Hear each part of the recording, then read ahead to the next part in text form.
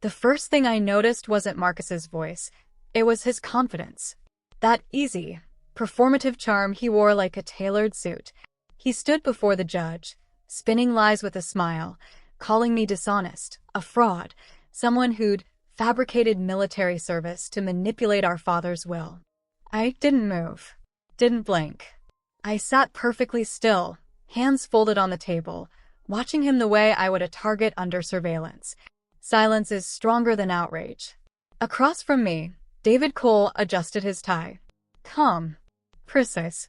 When Marcus's attorney finished, David simply rose, said nothing, and slid a sealed envelope across the table. The sound of paper against wood, barely a whisper, yet it changed the air. Judge Thompson looked skeptical at first. Then he read the first line. His posture shifted. His expression, once impatient, turned alert. He asked where this came from. David's reply was quiet, directly from the Department of Defense, Your Honor. A pause. Then the command, clear the courtroom. The bailiff locked the doors. The metallic click echoed like thunder. For a moment, no one breathed. Marcus looked confused, then uneasy, as the judge's tone hardened. He had no idea the depth of what he'd just provoked. I didn't need to say a word. The truth was already moving, quiet and unstoppable. That's the thing about silence. It's only empty if you underestimate it. And Marcus always did. My name is Danielle Harris. To most people, I'm forgettable, quiet, orderly, the kind of woman who blends into the background at family gatherings. That used to bother me. Now, I understand the power in being underestimated. The last time we were all together before the trial was at my father's funeral. It was one of those gray DC mornings that feel suspended between grief and performance. The Harris family knew how to host an event. Even our sorrow came dressed in pearls and polished shoes. Marcus moved through the crowd like a politician, shaking hands, making promises, gathering sympathy as though it were currency. I stood off to the side, a ghost at my own father's service, greeting the few who remembered my name. When a retired colonel approached to pay respects, Marcus gestured toward me with a smirk. This is my sister, Danielle. She works in, what is it again? Data entry? Government something. His voice carried enough amusement to earn a polite laugh from the man. I didn't correct him. There was no point. Explaining myself to people who only valued noise would have been wasted breath. Inside, though, something shifted. Watching Marcus erase me so effortlessly, something inside me finally went cold. I realized that invisibility wasn't protection anymore. It was confinement. After the ceremony, our mother clasped my arm and whispered, "Try to smile more, dear. People will think you're bitter." Then she drifted back toward Marcus, her expression softening the way it never did for me. That day, standing among the flowers and hollow condolences, I understood what kind of family I truly had. Grief revealed more than loss. It exposed the hierarchy of love. And in that hierarchy, I had never been more than a shadow. 2 months after the funeral, Mom insisted we have dinner together, for the sake of family. She booked a table at a polished restaurant in downtown DC, the kind that charges extra for silence. I arrived on time as always. Marcus arrived late, as always, soaking up attention before he'd even sat down. He'd just closed another business deal and made sure the waiter heard every detail. Mom laughed on cue, nodding proudly while he performed. When the conversation finally drifted my way, it came with that familiar condescension. "So, Danielle," Marcus said, slicing his steak, "still working at that. What is it, library?" I smiled. "Something like that. Employee of the month yet?" He grinned, waiting for a reaction. The words hung in the air, light but cutting. Mom chuckled softly, sipping her wine as if the question were harmless.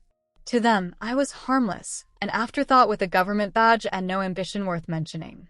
I watched their faces, the easy rhythm of their laughter, the way they filled silence with stories about deals, clients, and appearances. That was their battlefield, visibility. Mine existed elsewhere, in quiet rooms where words were coded and silence could save lives. I let them talk. Let them think they'd won. Every mission has a cover, and mine was working perfectly. As dessert arrived, Marcus leaned back, satisfied. "You should really get out more, sis. Life's passing you by." I met his eyes and said softly, "You'd be surprised how much I see." The truth is, I was never a librarian. My real work began where the light ends, inside a classified division buried deep within the intelligence community. My badge didn't open office doors. It unlocked entire operations. My name in that world wasn't Danielle Harris. It was Echo 7. While my family argued about appearances, I was coordinating surveillance extractions overseas, running point on assets who couldn't afford to be seen. My work saved people who would never know my name, and that was fine. Recognition was never the goal. Precision was. General Peterson used to tell me, "Your calm is your weapon. Use it." He was the first man who saw my restraint as strength, not passivity. Under his command, silence became strategy and patience became power. Some nights, I'd come home to find a voicemail from Mom, reminders about birthdays or Marcus's new award, while I wiped the dust of foreign soil from my boots. It was a strange duality, a daughter no one noticed, and a woman trusted with national security. I couldn't tell them, of course. The oath I took bound me to secrecy, even from blood.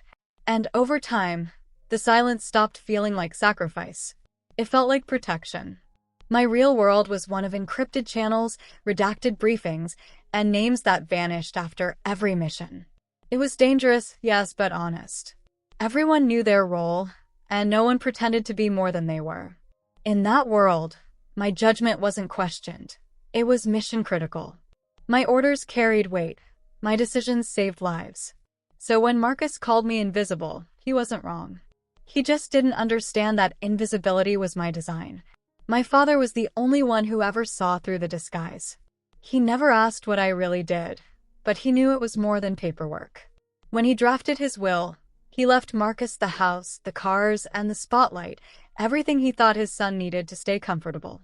To me, he left something smaller but heavier, a handwritten letter, and a clause acknowledging years of service rendered in quiet protection of this nation. No details, no explanations, just trust. That single line was enough to unbalance Marcus. He read it like an insult wrapped in mystery. His pride couldn't stand the idea that I might have done something meaningful beyond his understanding. So he challenged it, claimed I'd forged the reference, that Dad had been misled. To him, the will wasn't about inheritance. It was about control of the narrative. I didn't argue. Let him file the motion. Let him build his case. It wasn't about the money. It was about the story he needed to stay true. Marcus, the successful son, Danielle, the quiet disappointment. But this time, the story wasn't his to tell. The moment he stepped into that courtroom, he walked straight into my operation. The case became an operation the moment I hired David Cole.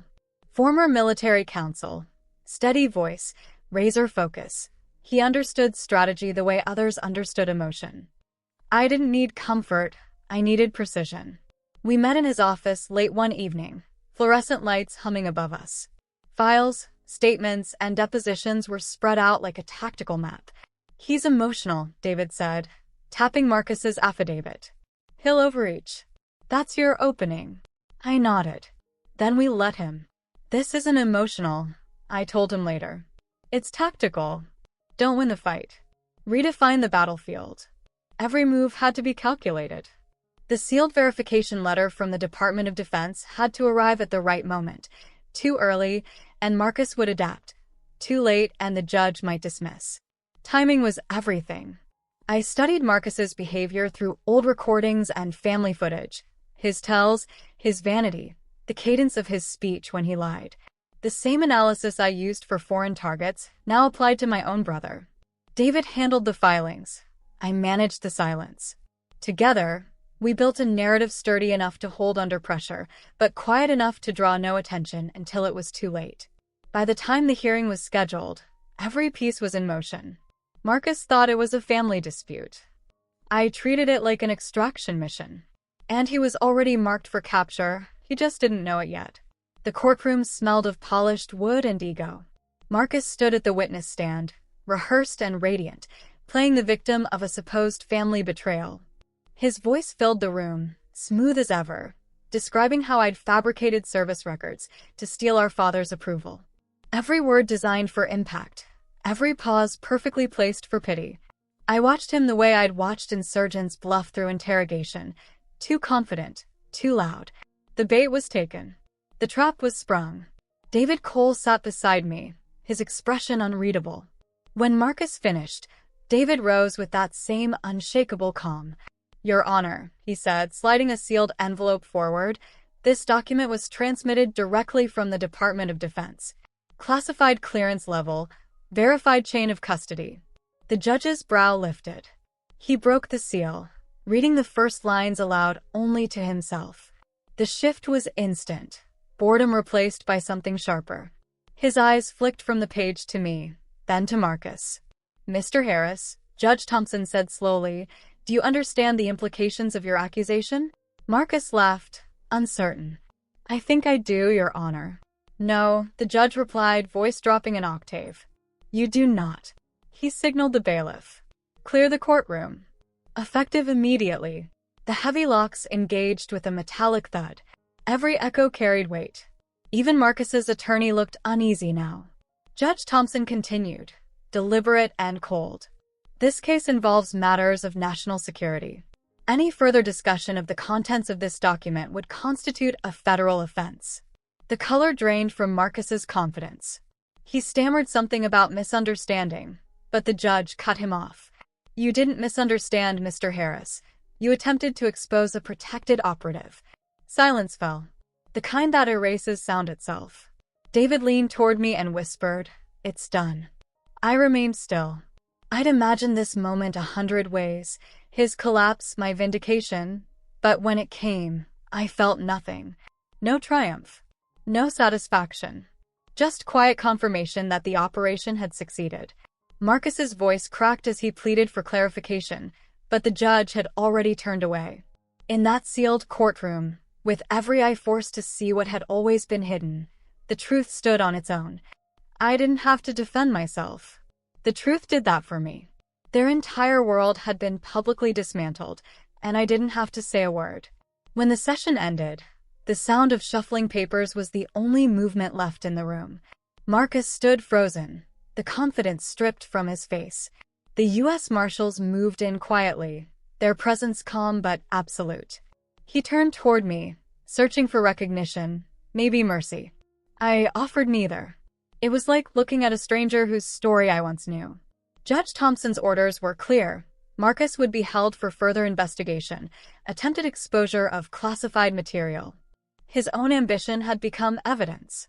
As the marshals led him away, Mom's voice echoed faintly in my mind, telling me to be kind to your brother. But kindness had kept me invisible for too long. David packed his briefcase without a word, just gave me a small nod, the kind professionals give when the mission's complete. Outside, the courthouse steps gleamed in the afternoon light, and for the first time in years, I didn't feel weighed down by family expectation. The quiet click of my heels against the marble floor was the only sound that mattered. No applause. No confrontation. Just the sound of freedom disguised as footsteps. The operation was over. The war was not. But for the first time, I was walking away on my own terms. 6 months later, I stood in a secure underground hall. No cameras, no families, no press. Just a small circle of people who understood the cost of silence. General Peterson handed me a folder embossed with the agency seal. "For leadership and operational integrity," he said simply. No speeches, no applause, just the quiet acknowledgement of work done well. Around me were others like me, men and women who lived in shadows, who carried secrets heavier than metals. These were my real people, bonded not by blood, but by truth. When Peterson clasped my shoulder, he added, "You don't need the world to see you, Echo 7. The right people already do." For the first time, I felt something close to peace. Not pride exactly, more like recognition without performance. There, in that room with no windows and no spotlight, I finally felt visible. Here, I wasn't Danielle Harris, the quiet sister, or the overlooked daughter. Here, I was Echo 7. And that was enough. A few weeks later, Mom called. I let it go to voicemail. Her message was soft, trembling, asking me to help Marcus avoid charges, to keep the family together. I listened once, then deleted it. It wasn't anger that guided me. It was clarity. That call wasn't a plea. It was an invitation to return to the chaos I had finally escaped. I no longer owed them explanations or rescue. My peace wasn't built on forgiveness. It was built on distance. Standing by my window that night, city lights flickering below, I realized what my father had tried to teach me all along. Real legacy isn't about public praise. It's about respect earned in silence. And mine was finally intact. Did you enjoy the story? If so, hit like, comment your thoughts, and subscribe. Thanks for watching Revenge with Keisha. See you next time.